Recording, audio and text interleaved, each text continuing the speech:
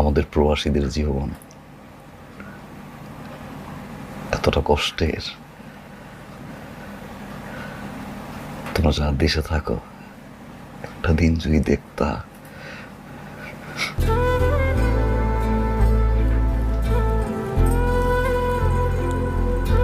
ঘুমাইতে পারতাম না, জানো?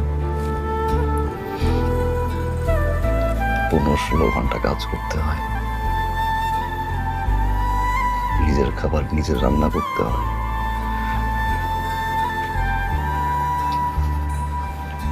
তার উপর দিয়ে না কুকুরের মতো ব্যবহার করে আমাদের বসের আমাদের সাথে।